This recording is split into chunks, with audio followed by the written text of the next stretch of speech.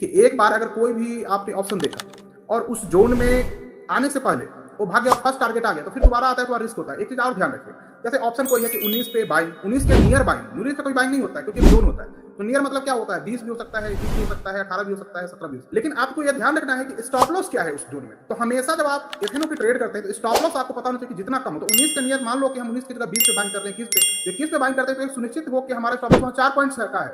क्या हम उस रिस्क को लेने को तैयार हैं? रिवार्ड भी देखेंगे, रिवार्ड हमारा क्या है।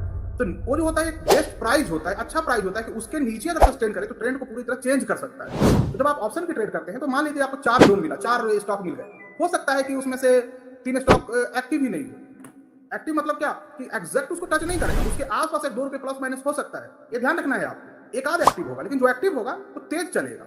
तो इसीलिए कहावत है कि ट्रेडिंग इज टेक्निकल एनालिसिस नहीं है सिर्फ कि या फंडामेंटल एनालिसिस नहीं है या डाटा एनालिसिस नहीं है। Trading is all about your risk. आप अपने रिस्क को कितना समझते हैं और रिस्क को कितना समझ के रिस्क को देखकर ट्रेड करते हैं, वही ट्रेडिंग है। अगर आप मान लो कि हम 4 रुपए का रिस्क ले रहे हैं, मेरा रिवार्ड 12 रुपए का है और नोन होना चाहिए, ऐसे ही मन में नहीं, तो उस केस में आपको घबराने की जरूरत नहीं है।